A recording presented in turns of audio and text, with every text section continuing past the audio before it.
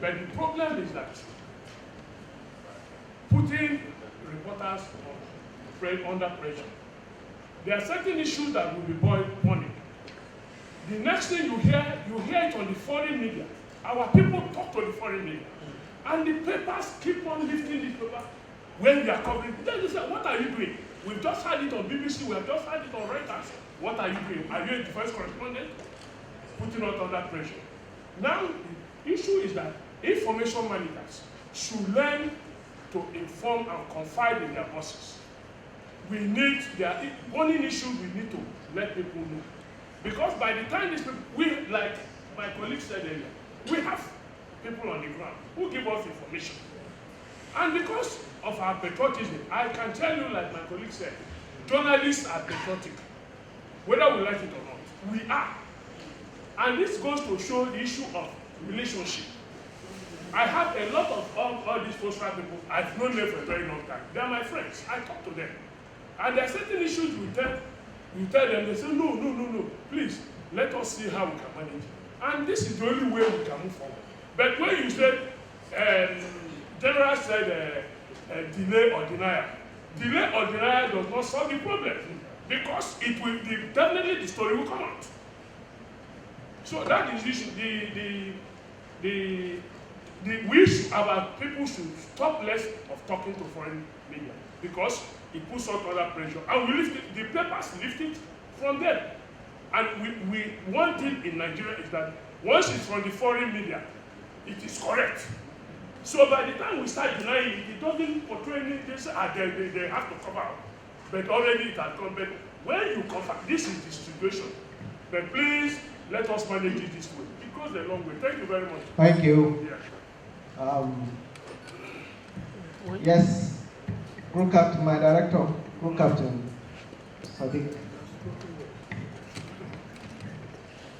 2 minutes, please, to allow others so that we can round up quickly because of time. Thank you very much, sir. Well, with my 2 minutes, let me see. First, sir, I noted that the CDS and the director of NOA, they spoke about one thing. That is self-censorship. From what we have been discussing here, the way news travels now, there is no way, I'm talking to my military colleagues now, there is no way you can close news. The only thing you have to do is self-censorship. And how do you get self-censorship?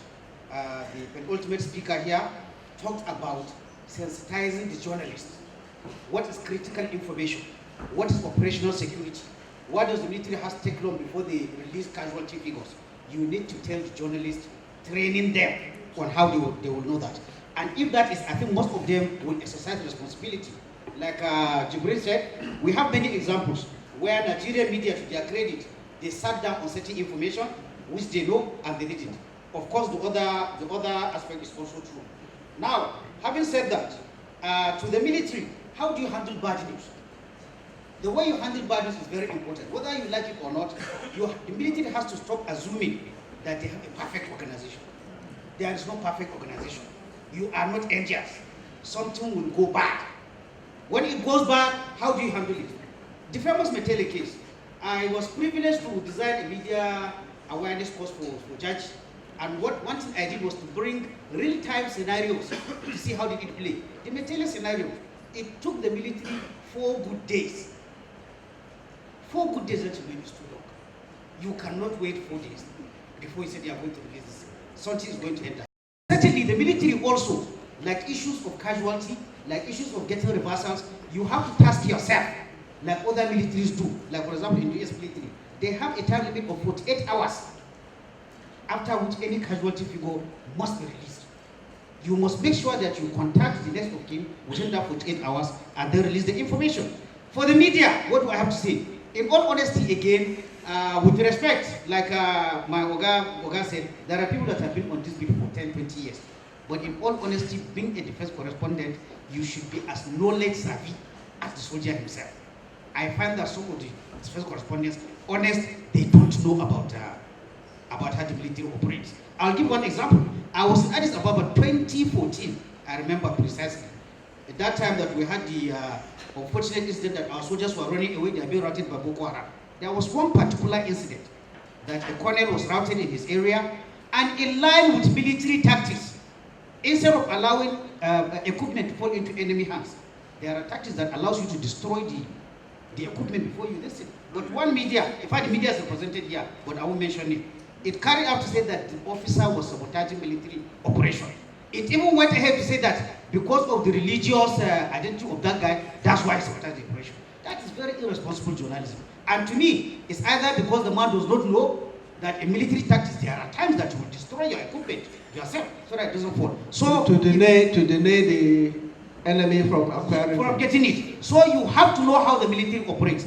My friend, my postmate NHA, sorry to disagree with you again, somebody has said, denial. Gentlemen, the media also has its own credibility. So I don't think honest any media will come out and deny an information which is not true. It will be very difficult because after that, where does the credibility go? Let me round up by saying again, it is when you get the input, when you get the buy-in of the media, gentlemen, yes, there is always national security. But again, I will caution the military for that national interest very widely. There are stories that it doesn't concern a national interest, it's just embarrassing to the military. So in such cases, honestly, if you print the tag of for national interest, for security reasons, of course it will not wash. I will have to stop here in the 2 minutes. Thank you. Thank you. Yes, Igwe. Thank you, sir. Thank you so much. My name is Igwe Shigweze. I'm the editor of Peace and Conflict magazine. I think the line of discussions from Professor Monday and that of Garuba from National Intelligence Agency could scarcely have been more dissimilar in several fronts. I count myself happy to be here and to be listening. Most of us have spent years covering defense news and in a manner that should show national interest should be uppermost. I do agree, sir, that most of the news you see, which are very healthy to us, comes from sources other than for the Friends correspondents. However, in Lagos area, where I operate majorly, of course, you see people who are yet to know much of the military, reporting military news. I went to Houston, Texas. I was trying to find out an information from a journalist. Till today, he denied me information. I went also in Botswana. I am trying to find out some journalists, trying to get the information about how the military operates. Up to today, he keeps, because they have never given information. I begin to see they are very much after national security. I ask myself, to what extent I, as an editor of magazine, what effort have I done to educate those reporters under me about this? If a journalist could be denying me of information, I will ask them about the military, how to operate in Houston, Texas, as in there. Which all of us should see that giving certain information to foreign nationals is very dangerous to us because this is we Please find. make the point. Sir, in nutshell, I'm also encouraging development of a curriculum on security studies. Because go outside of this country, people, I went to an outside country, a primary 6 student asking me, sir, a sergeant came to here looking for you. I look at a child of 8 years old. What effort are we doing to ask people like Professor Mande in the academia to do security studies taught in our school? And again, we should also try much as we can to let this hold, other than here, many places in Lagos and places like that, where they can also begin media organizations, sit down their men, duly trained, accredited, reporting. Okay, thank you so much, Igwe. 2 more, and then we round up. Yes, Controller James and Immigration and Custom, then we'll round up. The moderator, discussant, and gentlemen of the press. Mine is an additive. In the area of timeline, reportage, national security, and national interest. I was privileged to handle 2 sensitive issues that will have embarrassed my service and the nation at a very critical time when an operation was on. The first one was when a meeting was held at the villa And before the executive left the villa, a journalist, as if he was watching me, I was just highlighting for the aircraft here in Abuja. And a journalist called me that, sir, I want to be the first to break the news. And I asked him, what is even the news? He said, list of Nigerians that are banned from traveling out of the country. And I said, I've not been briefed. I've been away for quite a while and I'm just turning back to Abuja. Please, can you allow me? He said, no, sir. In the next so minute, if I cannot get clearance for you, I'll go to the press. And I said, fine. My answer for you is, you are allowed to go to the press because you are being paid for the job we are doing. I also have to save my job because I don't know what I'm going to tell you. Secondly, the Operation Suite assignment that my brother here happened to be the spokesperson and happened to be the one deputizing. The week the operatives were to leave for the operation, the same day, before they were briefed by their service chiefs, a journalist called me from Lagos, asking me that he wants to know whether the border of this country was closed and what is the mode of operation. Another said, as far as I'm concerned, I've not heard of any border closure, and the only person that has the right to close the border is by directive of Mr. President. And I've not heard Mr. President, he has not spoken, and there's no clearance from the Ministry of Interior. So I don't have an answer for that, but as far as I'm concerned, there's an exercise that will soon be open to the public. And the journalists went ahead to publish that there was a closed border. Thank you. The last on this side of the aisle. Thank you very much, the moderator. Timeline, balancing media management in the interest of national security. Well, I have 2 minutes, so I just want on one or two things that have already been said. I'll start from that of my elder brother, former DDI. He talked about the strategy of using denial and delay. From my experience, I would rather opt for strategic delay instead of outright denial. There is this temptation to think as information managers that we are all knowing, and that temptation is also fueled by the perception from the other side, that's the media, that look, as an information manager, you are expected to know what exists and what will exist, even when they have not yet existed. Now, I give you an example, a personal experience. At a point, our anti-smuggling operatives on the road had issues with travelers, and a rather friend of the service got hit by a stray bullet, and he was on the floor. And the woman went shouting, "Hey, they have killed him because of 5,000 naira. My brother, we are just coming from abroad." I'm sure there are witnesses to this in this hall. Now, because this false narrative drew strong emotion, people did not care to know the facts surrounding this.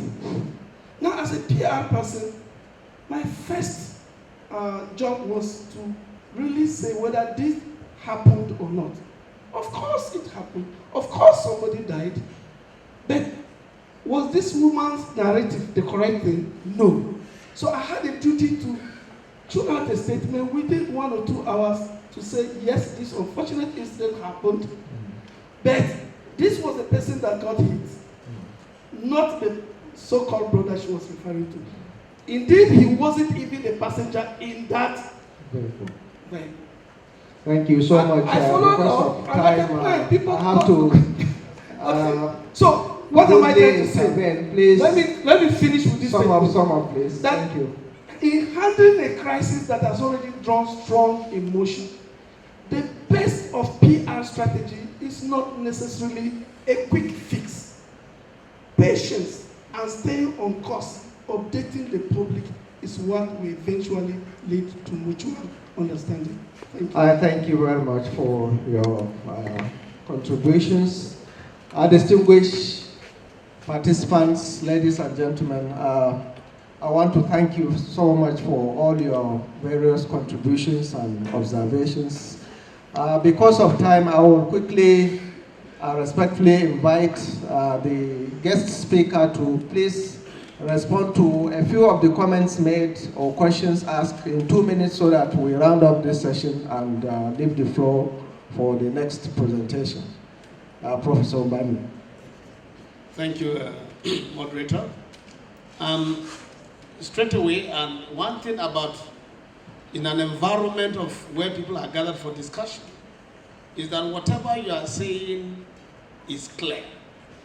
I want to believe that I started my discussion by saying that the whole thing is going to be on 2 words. One, patriotism, and selfless service. And I made it clear, even when the thing is to be played back or whatever, by saying that the media is a major organ of societal development. I also made it clear that we are patriotic and we need to rededicate ourselves on the unity of the country. What am I talking about in this dimension? Because this is the Nigerian project is our project. We cannot keep away from it. And I'm so happy with the various comments. So response straight to the channel, my sister from channels, where you talked about organizations have their own, you have your own objectives, and then the military also have their own objectives. The essence of we coming together here, let us be clear, it is about mutual understanding. You have your perspective, I have my perspective, but we need to come together because of that national project. And what is that national project? It is about the unity of the country. Agreed that channel being, might be a private or a media being an organization on its own. But that organization will only function when there is stability. Some media are known for their credibility. And it's not because we are here, channel is one of it. So what is expected is that a day that channel will, for example, break something different, the whole thing will be, that credibility will be lost. And so when you talk about national interest, one person, national interest definition is different from the other person. Have it at the back of your mind that the final project is the national cohesion and national coexistence of the country. You may say this is Gary, and turn it that you can make it to the Eba. The most important is that it is Gary, and it must be known as Gary, no matter what, we are going to look at it that way. So let us look at it from that direction. Now, my other sister from Punch, I sincerely, so, honestly speaking, I am extremely delightful of your statement because what you said is like a burning issue that you echoed out. It's a burning issue. And you see, in any environment, they say it's better for you to say it or you keep quiet. In this case, you've said it out. And because you are somebody within this environment with your track record and the number of experience in this environment, I agree with you. Yes, some of this we are talking about here is not that you people here are causative factors in those negative reports. But you see, at the end of the day, when such a thing happens, the armed forces here will first of all get in touch with their own people. They will not get in touch with the people outside. It is you people because you are the combatants in the media within that environment. That's why they will get in touch with you. So these are the things. I totally agree with you. So what are we talking about? Media relation is a critical tool in creating in having this stability. And there are so many dimensions of media relations. And like you rightly talked about, it is not when you give somebody money. And what you just said, which I understand, and I want that to be corrected internally, because when you see somebody busting out, it's as a result of something that he or she is not comfortable. So there should be a record to have that kind of situation to see how we can move on by having that record. And then, of course, the other officer that talked about maybe changing or recasting the whole thing to national consciousness or whatever, no matter what we are going to do, we just have to have it clearly that this is our country, this is Nigeria, its stability should come up no matter what interest we've been asked to promote. Thank you. Thank you very much, Professor Mande. The chief host of this seminar, distinguished members of FOSRA, particularly the former chairman of FOSRA, Brigadier General Chris Olukolade, Major General, sorry, Chris Olukolade, my friend, distinguished ladies and gentlemen, we have really flogged this presentation by Professor Mande Ismaila, where he has really deconstructed the paper and has given us a lot of new ideas that we need to chew. I want to, on behalf of the presenter and my co-discussants on this panel, most sincerely appreciate and thank once again the Chief of Defense Staff for hosting this very important seminar. I would only want to observe and add or recommend that please, this type of seminar, like I said, is not new, because as far as I'm concerned, most of the people in this hall who are participants are really up to date and up and doing as members of the defense correspondents. However, the challenge which, the challenge which the military has is that the coverage, like pointed out by Amaka and even Molly, is that some of these news items that are generated outside the frontiers of Abuja are not from them. So therefore, if there is an opportunity for the DDI and other service directors to please carry this seminar outside of Abuja to maybe other geopolitical zones, so that those other reporters covering defense issues and other security issues can be also similarly enlightened, because as far as we are concerned, the challenge we have is not from our cream of defense correspondents who are covering this bit in Abuja.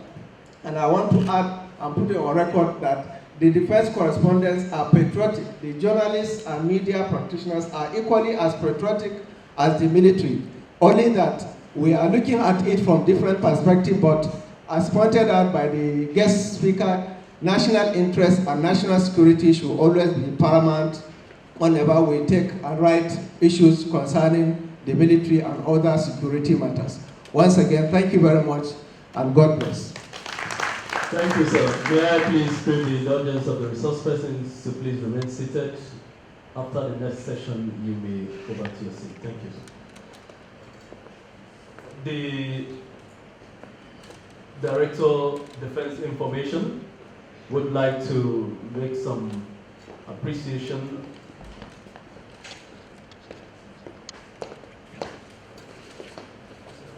Thank you, sir.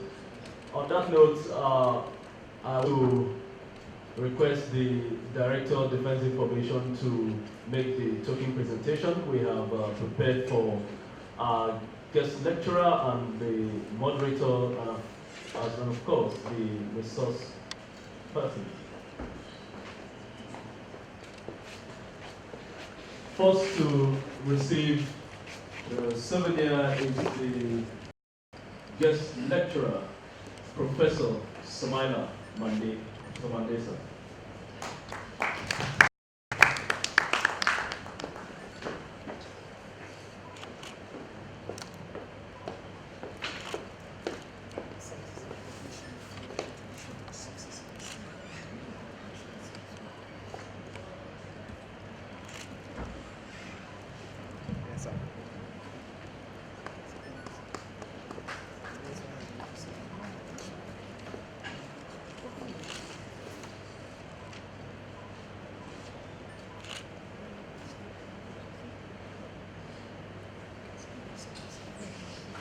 Thank you, Prof. You may now go back to your seat, sir.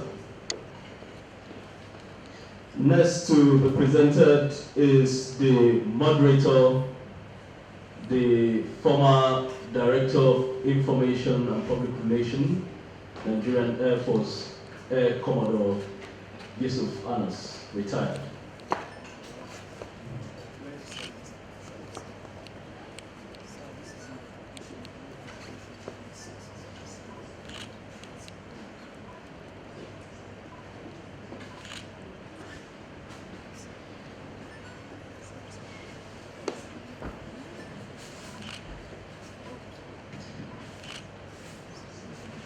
May I also invite discussants, starting with our own former Director of Defense Information, Major General E.J. Enenche.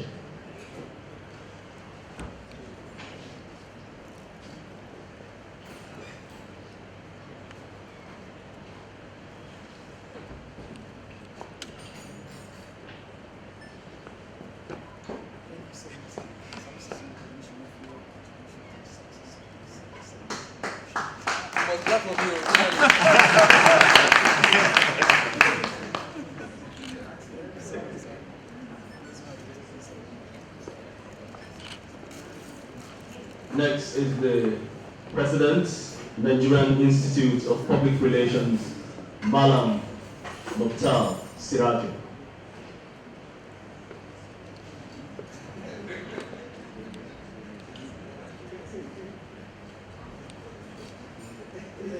Thank you so much, Your Excellency. Though I spoke to other resource persons, nobody had me. No, you were using bedroom phones. Yes, I would like to speak up here because this is my president, so I'll refer to him as His Excellency. At very short notice, he was able to make it to this seminar. So I want to appreciate you for your contribution towards the success of this seminar. Thank you so much. Round of applause, please.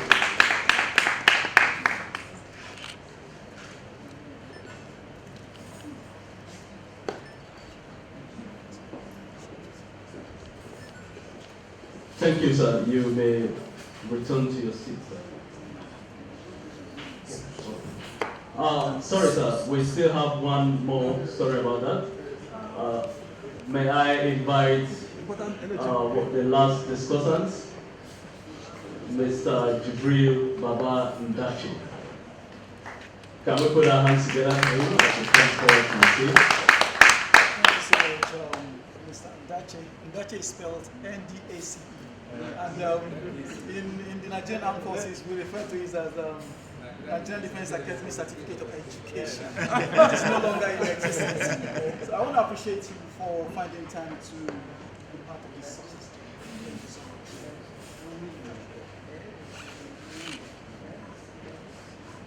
A bearded man.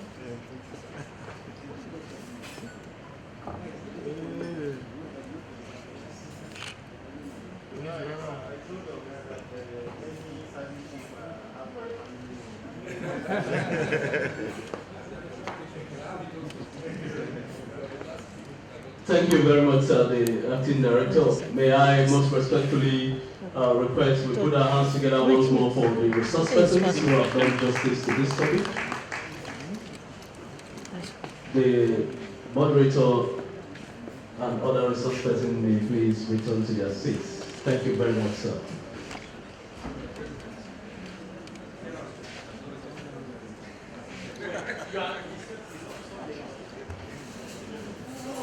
We shall be proceeding to the second lecture.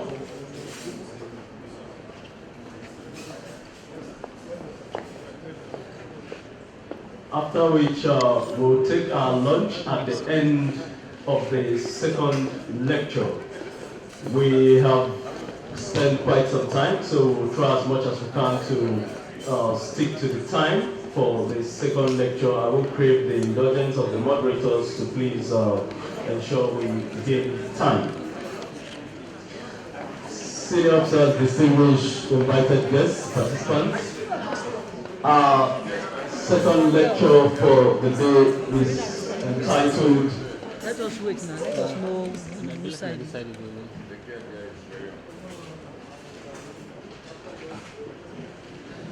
Second lecture.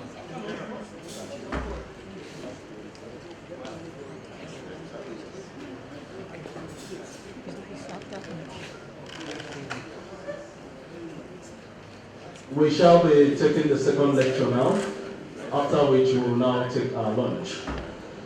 The second lecture is entitled Taming the Menace of Social Media and the Challenges of Managing Information on National Security. The lecture will be delivered by Professor Uzi Cosmos Ikechukwu, a well-respected Eze to the podium. Please permit me to give you a brief version of his curriculum today. Professor Eze Cosmos Ikechukwu is a professor of mass communication and a lecturer at the Department of Mass Communication, Ahmadu Bello University, Zaria. He holds a Bachelor of Art degree in Mass Communication from the University of Nigeria, Nsukka, Masters of Science degree in Political Science from Ahmadu Bello University, Zaria, and a Doctor of Philosophy in Communication from the University of Ibadan.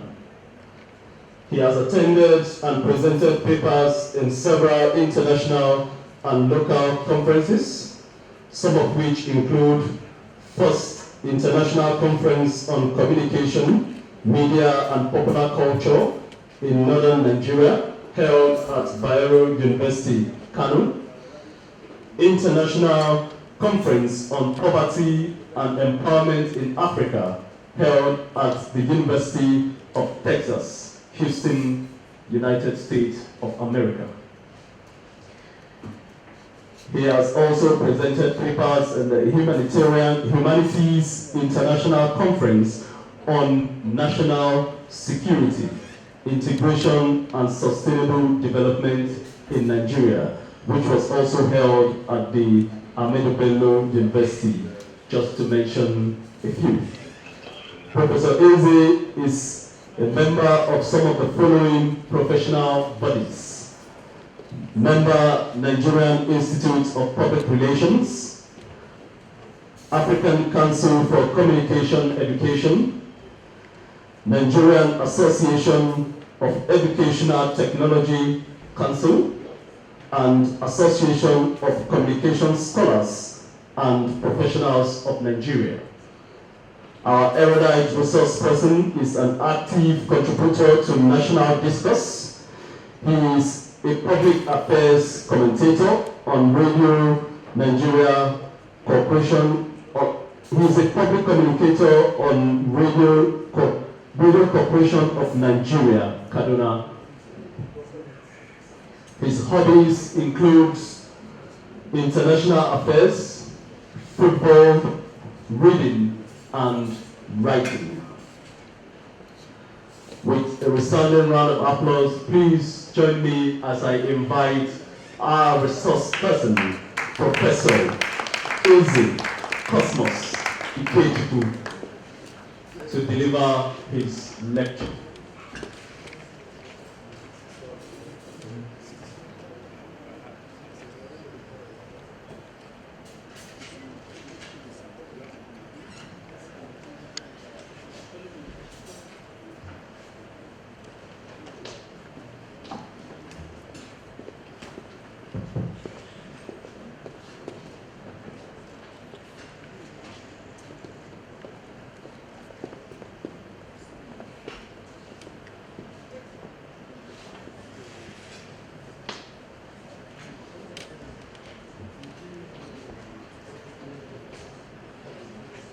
Good afternoon. I want to also thank you for